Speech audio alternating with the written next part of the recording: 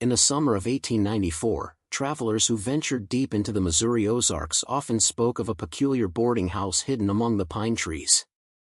It was run by a soft-spoken widow named Agatha Rowe, whose cooking was so legendary that weary stagecoach passengers planned their routes just to dine at her table. The stew she served, thick, rich, and unlike anything they had ever tasted, became a local obsession. But by the time the leaves turned and the first autumn frost coated the hills, people began to notice something else. Dozens of travelers who had passed through Agatha's doors never reached their next destination. Mailmen vanished. Merchants disappeared. Entire families were last seen sitting at her dinner table. And when investigators finally pried open the secrets of that kitchen, the truth they uncovered was more grotesque and more horrifying than anyone could have imagined. Before we peel back the layers of this forgotten case, before we trace the path from a warm meal to a blood-soaked crime, make sure you subscribe and turn on notifications. Stories like this were buried for over a century, and here, we bring them back to light. Chapter 1: The Widow of Black Pine Road. In the final decade of the 19th century, the Ozark Mountains of Missouri were still a rugged, unpredictable stretch of the American frontier, a place where travelers vanished as easily as morning fog and where the law often arrived too late to matter. Dirt roads carved into the dense forests wound between isolated hamlets, logging camps, and mining towns, each with its own stories of lost wagons, missing travelers, and unexplained graves. It was in this harsh, isolated landscape that Agatha Rowe made her home, and, as history would later record, her name. Agatha had arrived in the Ozarks under a cloud of misfortune. Born in 1848 in rural Illinois, she married a railroad worker at 17 and followed him westward during the post-war boom. But tragedy struck before she turned 30. Her husband died in a boiler explosion in St. Louis, leaving her widowed and penniless. With no family willing to take her in and no trade to sustain her, Agatha drifted south, eventually settling near a crossroads known locally as Black Pine Road, a remote way station for travelers moving between Springfield and the southern frontier. There, she opened a small boarding house, a two-story wooden structure that offered food, lodging, and a rare sense of safety for those passing through. At first glance, there was nothing remarkable about her. Neighbors described her as quiet but kind, a thin woman with gray-streaked hair, a reserved manner, and a voice that carried more sorrow than warmth. Yet, behind that modest exterior, Agatha possessed a remarkable skill that quickly made her boarding house a beacon in the wilderness. She was an exceptional cook. The stews she prepared, a thick, savory blend of root vegetables, herbs, and a mysterious cut of meat, drew praise from even the most hardened travelers. Some claimed it was the best meal they'd had in years. Others swore it had a flavor they couldn't quite place but found irresistible. Business flourished. Stagecoach drivers began recommending Mrs. Rowe's as a must-stop along the route. By the early 1890s, her guest log included names from all over the Midwest: traders, prospectors, traveling salesmen, and families moving west in search of a better life. They came for rest and a hot meal, and, for a while, that's all they found. But the peace was fragile. Locals began to whisper about travelers who had failed to arrive at their destinations. At first, the disappearances were easy to dismiss. A prospector might have changed course after hearing of a new claim. A salesman could have fallen ill and died on the road. The Ozarks were vast, and accidents were common. But as the months passed, the number of missing grew harder to ignore. Entire wagon parties seemed to vanish after their stay at Mrs. Rowe's. Mail carriers who'd stopped for supper were never seen again. Despite the growing unease, no one dared accuse Agatha directly. Her reputation as a kind-hearted widow and the warm hospitality of her boarding house made the idea unthinkable. And besides, there was no proof, no blood, no screams, no signs of violence. Just empty beds and unanswered questions. It was around this time that a few locals began noticing odd habits in the widow's routine. She was seen carrying heavy sacks out into the woods at dusk. Smoke from her kitchen chimney rose late into the night. And when a hunter's dog unearthed what appeared to be a human femur near the creek behind her property, the discovery was quietly dismissed as an old settler's burial, at least officially. Unofficially, the rumors grew darker. Some claim that the stew's unique flavor came from meat no butcher would ever sell. By the winter of 1894, the boarding house had become both a refuge and a source of dread. Travelers still stopped for a meal and a bed, but they did so with wary glances and whispered prayers. And while no one could yet prove it, the legend of Agatha Rowe, the widow of Black Pine Road, was already beginning to take shape, carved into the fearful conversations of those who passed through the Missouri wilderness. Chapter 2: Whispers in the Woods. By the early spring of 1895, the name Agatha Rowe was no longer spoken with the same warmth it once carried. To the few locals who lived near Black Pine Road, the boarding house had become a place they avoided after dark, a house whose windows glowed too late into the night and whose cellar door was always locked. The travelers who passed through left polite comments in our guest book, but many of them were never seen again. And yet, despite the mounting unease, no lawman had ever set foot on the property. The disappearances were still considered coincidence by most. After all, the Ozarks were notorious for swallowing people whole, from bandit ambushes to wild animal attacks, from flash floods to wagon accidents. There were countless ways a traveler could vanish without a trace. But as the missing person notices began to accumulate in nearby towns, a troubling pattern emerged. Nearly all of them listed Mrs. Agatha Rowe's boarding house as their last known stop. The first to raise the alarm was Sheriff Henry Colburn, a stoic lawman from Howell County known for his skepticism and stubbornness. When two postal couriers disappeared within a month of each other, both of whom had last been seen delivering mail to Black Pine Road, Colburn decided to make a quiet visit. His report, though sparse, was unsettling. He described Agatha as calm, polite, and cooperative, but noted an unusual number of locked doors inside the house and a distinct metallic smell that lingered near the kitchen hearth. With no evidence of wrongdoing, however, he could do little more than leave her with a warning. If any proof surfaced linking her to the disappearances, he would return with a warrant. Still, the sheriff's visit did little to silence the whispers. If anything, they grew louder. A group of hunters claimed to have found freshly turned soil near the tree line behind Agatha's property, soil that smelled faintly of lye. A teenage boy swore he saw her hauling what looked like a blood-stained mattress into her barn in the dead of night. And an old trapper named Elias Boone told anyone who would listen that he'd seen something shaped like a man's arm floating downstream after a heavy rain. None of these claims could be substantiated, but they deepened the sense of dread surrounding the widow's home. Even travelers who had once raved about her hospitality now refused to stay the night. Stagecoach drivers began scheduling their stops earlier in the day to avoid Black Pine Road altogether. What had once been a thriving waypoint was now a place people hurried past with their eyes fixed on the horizon. Agatha, for her part, remained unmoved. If the rumors troubled her, she never showed it. She continued to serve her now famous stew, even as the number of guests dwindled. She repaired the boarding house's porch, tended her small garden, and greeted the rare visitor with the same quiet smile. But beneath that veneer of normalcy, there were hints of strain. Neighbors reported seeing her talk to herself while chopping firewood. A merchant passing by on horseback swore he heard muffled sobbing coming from the basement. And one evening, a farmhand delivering flour claimed he saw a man's boot protruding from a burlap sack in the back of her wagon, a detail he dismissed later, insisting it must have been his imagination. By summer, the missing person reports had reached nearly a dozen names, spanning a radius of over 50 miles. Some were transients with no families to report them missing. Others had families who traveled across counties, posting handbills and begging sheriffs to reopen their cases.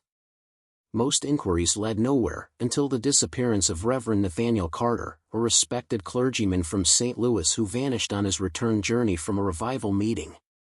Witnesses confirmed that his wagon had stopped at Mrs. Rowe's for supper. He was never seen again. Carter's disappearance marked a turning point.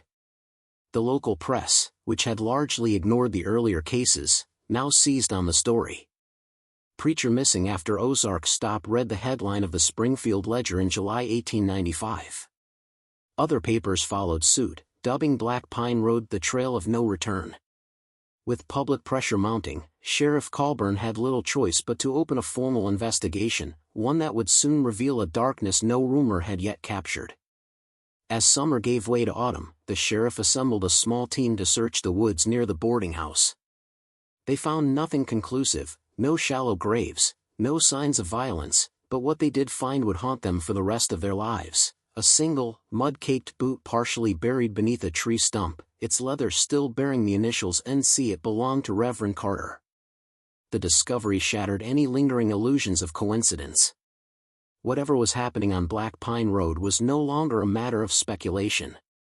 It was something far more deliberate, and far more monstrous, than anyone had dared to believe.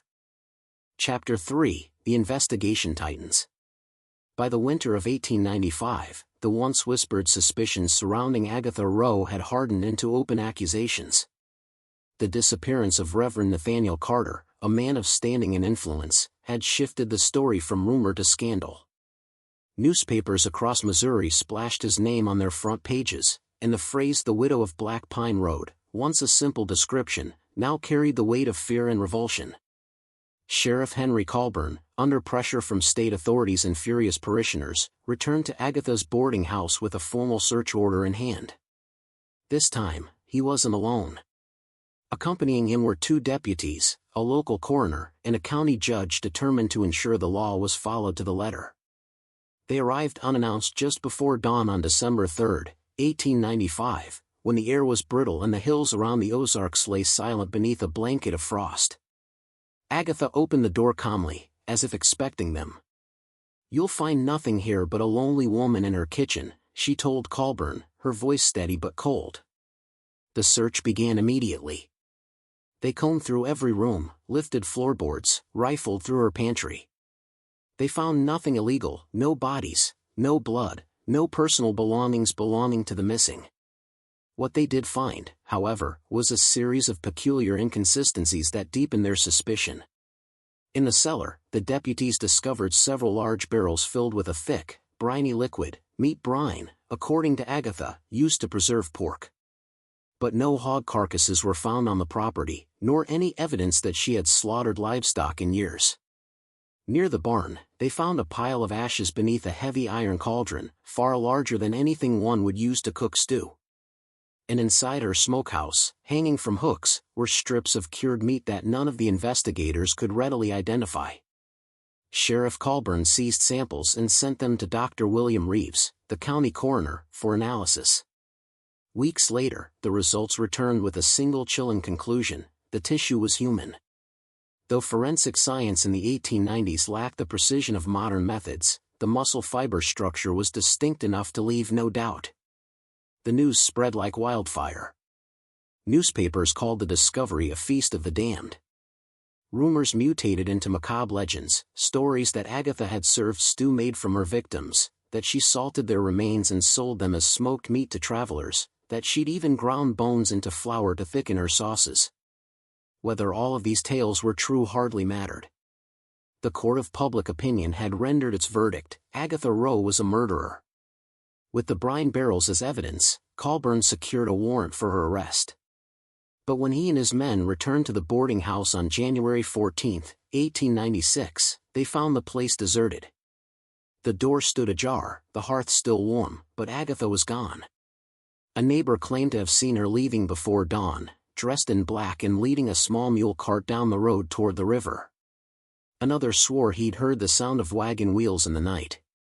For weeks, search parties scoured the woods and riverbanks. Bloodhounds were brought in from Springfield. Posters bearing her likeness, wanted for murder and cannibalism, were tacked to courthouse doors and train stations. But the widow of Black Pine Road had vanished as completely as her victims. Her disappearance only fueled the legend. Some believed she had drowned herself in the river. Others claimed she fled across the Mississippi and started anew under a false name. A few swore they saw her years later in Kansas, running a small diner under a different identity. None of these reports were ever confirmed. Despite her absence, the investigation continued. Workers drained the well behind the boarding house and discovered a trove of grisly evidence: buttons, belt buckles, and fragments of bone, remnants of those who had vanished. In a shallow pit behind the smokehouse, deputies unearthed the skeletal remains of 6 individuals, all stripped of flesh and dismembered. forensic examination suggested at least 3 more bodies had been dismembered and disposed of elsewhere. It was now undeniable, the stew that had made Agatha Rowe famous had also made her monstrous. The woman who had once been seen as a grieving widow and skilled cook was now believed to be one of the most prolific killers in Ozark history. And yet, without her in custody, the law could not close the case. By the end of 1896, the boarding house was condemned and burned to the ground by angry townsfolk. Only a scorched signpost remained where once weary travelers had gathered for warmth and food. But the legend of Agatha Rowe did not burn with it, it only grew darker with each retelling. And for Sheriff Colburn, the absence of a trial left an open wound. Justice, he wrote in his final report, is still wandering somewhere in these woods. Chapter 4, A Town Haunted by Shadows. The burning of the boarding house in the spring of 1896 was meant to be a symbolic act, a cleansing fire to rid the Ozarks of the evil that had poisoned it. But when the last embers died and the smoke cleared, the people of Black Pine Road found that the horror had not been reduced to ash. If anything, it had taken root deeper than ever before. The ground itself felt cursed. Travelers crossed themselves as they passed the charred foundation. Locals refused to walk the road at night, convinced they could still smell the sickly sweet odor of that infamous stew drifting from the ruins. The investigation, meanwhile, continued without its central figure. Sheriff Henry Colburn and his deputies combed every inch of the property for weeks, digging trenches and sifting through soil. What they found was more horrifying than anyone had expected. Buried in shallow graves were bones from at least 12 separate individuals, many of them bearing tool marks consistent with butchering knives. Some skulls had been split open cleanly, as though for easy removal of the brain. Others had teeth pulled from their sockets, a practice forensic experts speculated was done to prevent identification. The discovery of personal effects was equally disturbing. A tarnished wedding ring traced back to a young bride from Tennessee who vanished on her way to St. Louis. A pocket watch engraved with the initials HJC, belonging to a traveling salesman last seen alive 2 years earlier. And, most chillingly, a small silver crucifix identified as belonging to Reverend Carter, the preacher whose disappearance had triggered the investigation. Each item was a silent witness to a crime too monstrous for the genteel language of court records. But with Agatha gone, justice remained elusive. There was no trial, no confession, no courtroom reckoning to bring closure. Instead, the town was left with questions that had no answers. Why had she done it? How had she chosen her victims?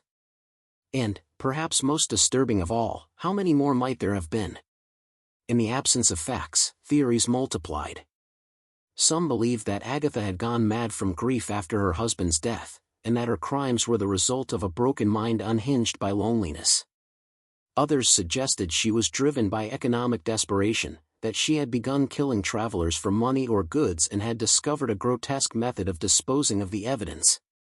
A few even argued that her actions were ritualistic, part of some twisted belief system born of frontier superstitions and isolation.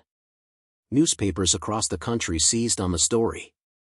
Sensational headlines sold papers in New York, Chicago, and Boston: "The Cannibal Widow of the Ozarks, the Stew That Screamed," and "A Recipe for Murder" dominated the front pages.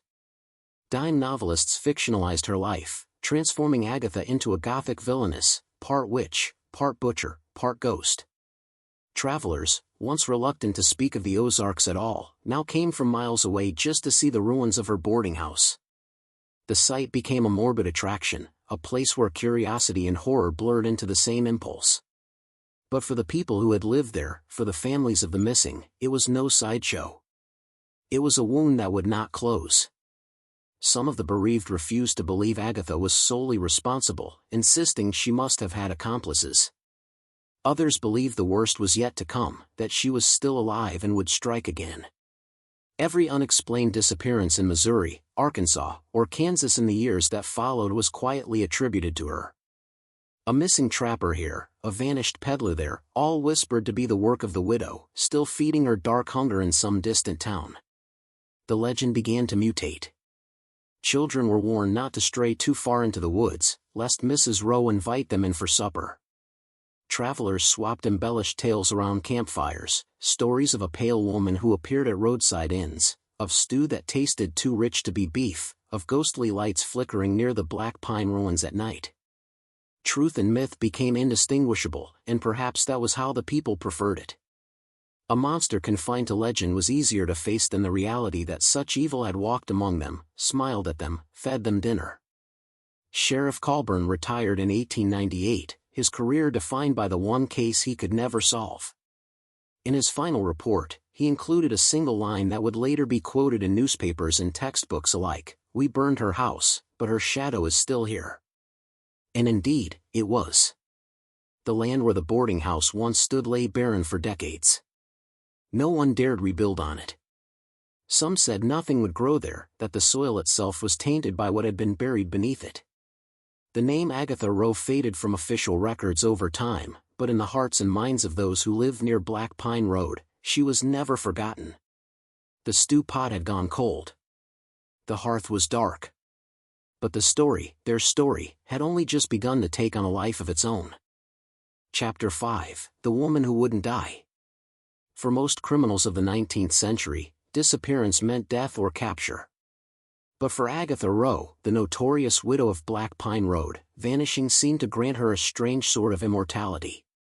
The fact that she was never arrested, never tried, and never buried gave rise to a mythology that swelled far beyond the facts of the case. And as the years crept into the new century, that mythology began to bleed into reality. The first reported sighting came less than a year after the boarding house burned. In the spring of 1897, a farmer in northern Arkansas claimed that a gray-haired woman with a scar on her left cheek had come to his door asking for food. She was polite, soft-spoken, and when he asked her name, she said, "Mrs. Rowe." The farmer, who had read the newspaper reports, tried to alert the authorities, but by the time a sheriff's deputy arrived, the woman was gone. Search dogs picked up a faint trail leading into the woods, but it disappeared near the riverbank. More sightings followed. In 1899, a traveling salesman reported sharing a stagecoach with a widow named Agnes Rowe, who spoke little and clutched a locket engraved with the initials AR. In 1902, a butcher in Kansas City swore a woman matching her description had come to his shop weekly for several months, always buying the same cuts of meat and always paying in cash. When asked where she lived, she claimed to run a boarding house a few miles outside town. Investigators found no such boarding house, and no trace of the woman. By the 1910s, Agatha had transformed from a fugitive into a legend, part cautionary tale, part bogeyman. Children in Missouri grew up with rhymes that warned them to avoid strangers who offered stew. Storytellers around campfires spoke of a ghostly woman who appeared to travelers on stormy nights, offering them food before leading them into the woods, never to be seen again. And though most people dismissed these tales as folklore, every few years, a report would surface that seemed to breathe life back into the story. One of the most disturbing came in 1914, when railroad workers widening a line near the Arkansas border discovered a crude underground chamber buried beneath a collapsed cabin. Inside were human bones, dozens of them, many showing marks of dismemberment. More disturbing still was the discovery of kitchen utensils, including a massive iron cauldron and a series of handwritten recipes tucked into a rotting wooden box. Most of the recipes were for ordinary stews and preserves. But one, written in a trembling hand entitled "For the Guests," contained instructions that seemed to reference human preparation. The press erupted. As the widow returned, screamed the St. Louis Dispatch. Authorities never confirmed the link between the chamber and Agatha Rowe, but the public didn't care. For many, the evidence was enough to believe she had continued her crimes long after Black Pine Road burned, perhaps even expanding her reach into neighboring states.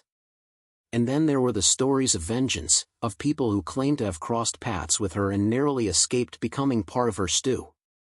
In 1917, a prospector in the Oklahoma Territory told authorities that an older woman offered him lodging at a small roadside inn. During dinner, he grew suspicious of the stew's flavor and pretended to eat while slipping portions into his pocket. Later, he brought the sample to a local doctor, who claimed it was unlike any known animal meat. The inn was abandoned by the time authorities arrived. All they found was a single wooden spoon engraved with the initials AR. Even law enforcement wasn't immune to the legend. Sheriff Colburn's successor, Deputy Marshal Edwin Langley, devoted years of his career to pursuing tips about Agatha's whereabouts. In his journals, now preserved in the Missouri State Historical Society, Langley detailed over 30 possible sightings between 1900 and 1922. Many were hoaxes. Some were cases of mistaken identity. But a few, he admitted, felt too precise to ignore.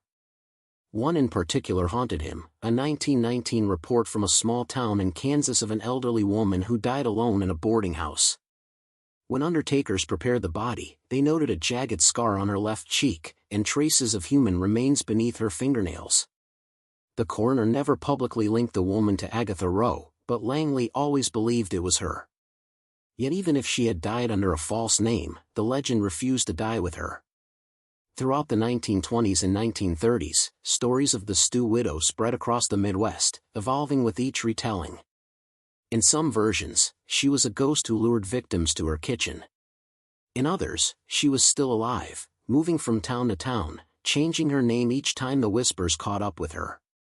One chilling theory suggested she had taught others, drifters, criminals, and outcasts, to continue her work in exchange for shelter and food. This so-called Rowe cult, though never proven, became a recurring subject in pulp magazines and sensational exposés. By the time the Great Depression swept through America, Agatha Rowe had become more than a murderer, she was a symbol. A symbol of how evil could hide behind domestic normalcy. How a smile and a bowl of stew could disguise the darkest of appetites. And how justice, when it failed to catch up, allowed monsters to walk free long after their crimes had faded from memory. Even now, more than a century later, researchers and amateur historians still debate the truth. Was Agatha Rowe truly one of America's first female serial killers? Did she really escape justice and continue killing under new identities? Or was she buried in an unmarked grave decades ago, her legend simply refusing to follow her into the earth? No one knows for certain. But in the Ozark Mountains, under the whispering pines and beside the crumbling remains of Black Pine Road, people still swear that on quiet nights, if the wind is right, they can smell her stew simmering in the dark. Chapter 6: The Echo in American Crime History. By the dawn of the 20th century, the story of Agatha Rowe was no longer just a local legend, it had entered the bloodstream of American criminal history. Scholars, criminologists, and journalists dissected her case in dusty libraries and courtroom lectures, calling it one of the most perplexing examples of unpunished serial murder in the nation's past. And though the details remained clouded by hearsay and myth, the widow's influence reached far beyond the pine forests where it had begun. One of the most immediate impacts was on law enforcement practices. In the late 1800s, sheriffs and marshals were often lone figures with limited resources, tasked with vast territories and little coordination between jurisdictions. Agatha's ability to slip between counties, and perhaps even states, exposed deep flaws in the system. Her case became one of the catalysts for the push toward inter-county cooperation, inspiring the early formation of centralized criminal databases and communication networks. By the 1910s, lawmen were sharing information more systematically, using telegrams and registries to track fugitives across state lines, a practice that would later evolve into the National Criminal Identification Bureaus of the 20th century. Her crimes also influenced forensic science in subtle but lasting ways.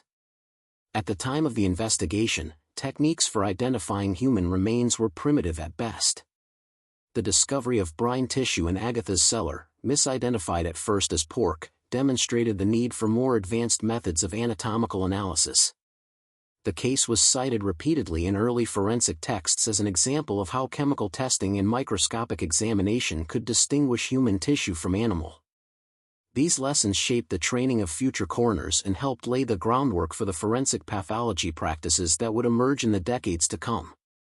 Yet perhaps the most profound legacy of the widow of Black Pine Road was cultural, not procedural. Her story became a parable, a grim reflection of societal fears lurking beneath the veneer of civilization. At a time when America was celebrating its industrial progress and urban growth, the tale of a seemingly harmless woman feeding unsuspecting travelers their own kind was a brutal reminder that savagery could thrive even in the heart of domestic life. The very setting of her crimes, a cozy boarding house, a warm kitchen, inverted the comforting imagery of home and hearth, transforming them into symbols of betrayal and death. Literature quickly seized upon this duality. By 1905, penny dreadfuls and serialized newspapers were publishing lurid fictionalized versions of her story. Some portrayed Agatha as a misunderstood woman driven to madness by grief and isolation. Others painted her as a cunning predator who viewed human beings as nothing more than sustenance. These stories laid the groundwork for an entire genre of female villainy in early American horror fiction. Characters like Mother Gristle and the Widow of Willow Creek owed their existence directly to her. Her case also shaped public attitudes toward female criminals more broadly.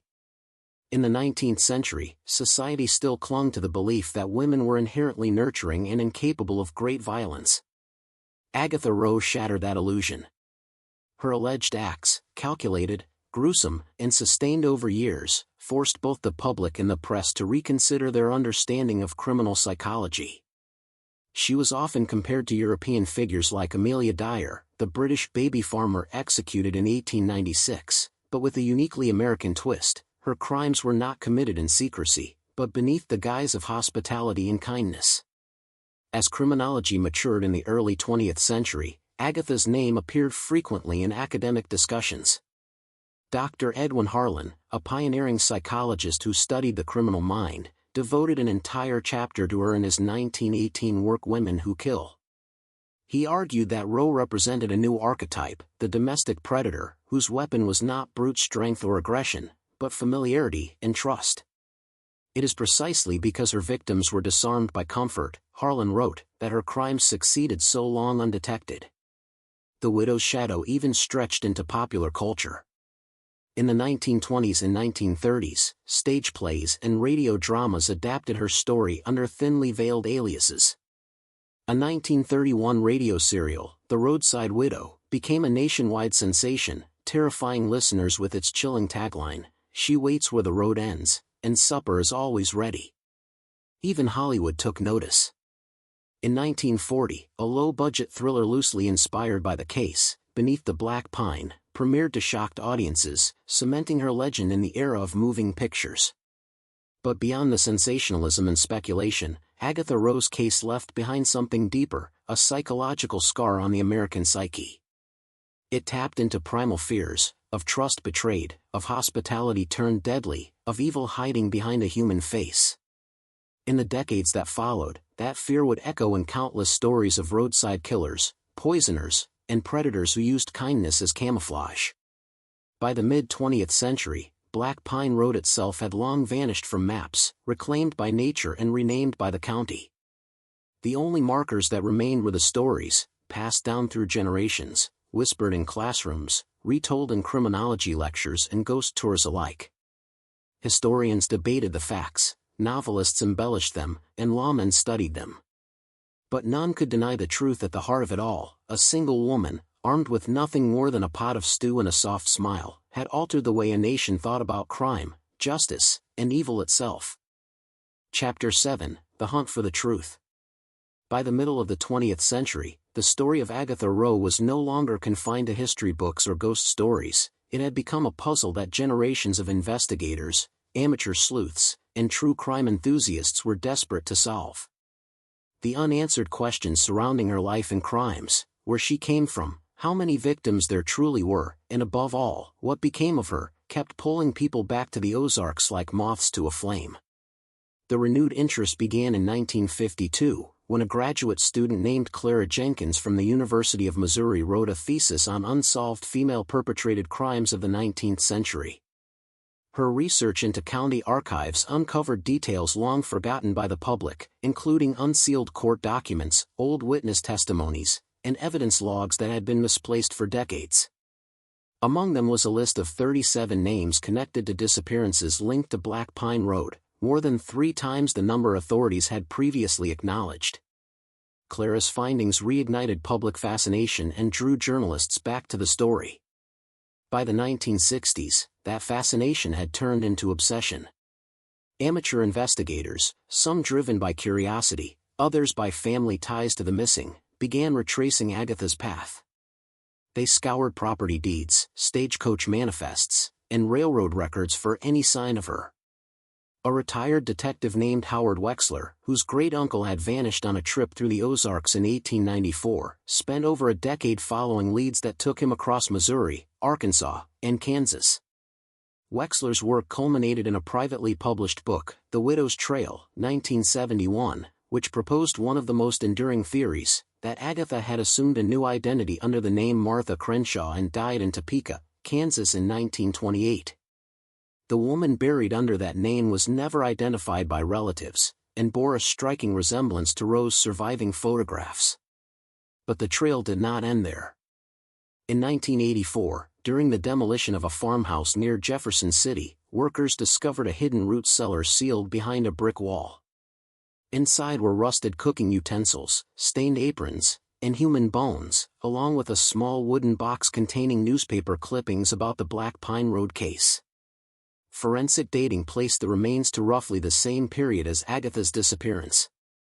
Although there was no definitive proof linking her to the site, many investigators believed it was one of her secondary kitchens, a hideout she used after fleeing her original boarding house. The discoveries grew stranger still in the 21st century. In 2003, a team of forensic anthropologists from the University of Arkansas conducted a soil analysis at the original Black Pine site and identified traces of calcium phosphate and organic fat deposits, indicators consistent with the large-scale dismemberment and cooking of human tissue. And in 2011, a genealogical research group uncovered a death certificate from 1919 in Wichita for a woman listed as Agnes R. Holloway, a name suspiciously similar to one of Agatha's aliases. The certificate was signed by a coroner who noted the cause of death as natural causes but included an unusual remark, evidence of previous trauma to the jaw and cheek. Agatha Rowe, as witness accounts consistently described, bore a distinctive scar on her left cheek. Today, the Black Pine case has evolved from a historical curiosity into a full-fledged cold case, one that still attracts the attention of criminologists and historians alike. Modern forensic technology offers new tools that investigators of the 1890s could never have imagined: ground-penetrating radar, DNA sequencing, chemical isotope analysis. Some of these methods have been applied to remains believed to be connected to the case, but so far, none have conclusively proven Agatha's fate. Yet the search continues. Each decade seems to bring a new clue, a new theory, a new piece of evidence that pushes the mystery forward. Some believe that a long-lost journal, allegedly written by Agatha herself, is hidden in a private collection, its pages detailing her motivations and confessions. Others insist that her bones lie beneath a false grave somewhere in the Ozark wilderness, waiting for technology to finally unmask her. And a small but persistent minority entertains a darker possibility, that she was never caught because she was never truly alone, that others helped her, protected her, and perhaps even continued her work after she vanished. For those who seek the truth, the story of Agatha Rowe is more than a historical curiosity. It is a mirror held up to humanity's darkest instincts, a reminder that evil does not always die with the people who commit it. It lingers, in the ground, in the archives, in the questions we keep asking more than a century later. And until the final piece of the puzzle is found, the widow of Black Pine Road will never truly rest. Even now, searchers return to the overgrown path where her boarding house once stood. They dig, they sift, they listen to the wind rustling through the pine trees, and sometimes, if they listen closely enough, they swear they can still hear the faint clatter of a wooden spoon against a heavy iron pot. Chapter 8, Where the Legend Lives. Today, more than a century after the last pot of stew simmered in the kitchen of Black Pine Road, the story of Agatha Rowe refuses to die. It exists in fragments, in brittle newspaper clippings, faded photographs, courtroom transcripts yellowed with age. But more than that, it lives on in a cultural memory that has grown larger, darker, and stranger than the facts themselves. It is no longer just a story about a murderer. It is a story about fear itself, about how we understand evil, and how we try to contain it when it refuses to fit neatly into the past. Every year, a handful of true crime enthusiasts and historians gather in Howell County, Missouri, near the place where Agatha's boarding house once stood. They come armed with metal detectors, drones, ground-penetrating radar, and notebooks full of theories. Some are academics looking to publish new research, others are descendants of the missing, hoping for closure that never came. A few are drawn purely by curiosity, lured by the promise of standing on the same soil where one of America's most notorious murderers once walked. And though none of them have yet unearthed definitive evidence, many leave with the same eerie feeling, that they are being watched. The site itself has changed little. The road is overgrown, the trees have reclaimed much of the land, and the foundation stones of the boarding house are nearly swallowed by earth. But if you look closely, you can still trace the outline of the cellar entrance. On cold mornings, mist gathers low over the ground, locals say it smells faintly of smoke and iron. There are those who refuse to go near it after sunset, swearing they have heard the clink of utensils or the faint echo of footsteps beneath the soil. Whether these stories are products of imagination or something else, no one can say. Agatha's story has also found a second life in the digital age. Documentaries, podcasts, and investigative YouTube series have all revisited the case, each offering its own theory about what truly happened. Crime forums buzz with debates over forensic evidence and genealogical data. Amateur sleuths attempt to trace the movements of every woman named Agatha, Agnes, or Martha in the Midwest between 1896 and 1930. Some dig into burial records. Others pore over census documents. A few even attempt DNA testing on remains exhumed from unmarked graves, hoping to finally match them to the elusive widow. Meanwhile, the legend has seeped into popular culture more deeply than ever. Writers and filmmakers have reimagined Agatha countless times, as a vengeful ghost, a misunderstood victim, or a cunning predator who evaded capture by blending into society. She appears in horror novels, video games, and television series. Her story inspires haunted house attractions and Halloween events. And in nearly every portrayal, the same elements remain: the stew, the boarding house, the disappearing travelers, the scarred woman who greeted them with a smile. Yet, amid all the dramatizations and embellishments, the real Agatha Rowe remains stubbornly elusive, a figure suspended between fact and myth. Scholars debate whether she was truly the monster history remembers or if she was made larger and more grotesque by a sensationalist press eager to sell papers. Some historians even question whether she acted alone, arguing that the scale of the disappearances suggests a network or accomplices.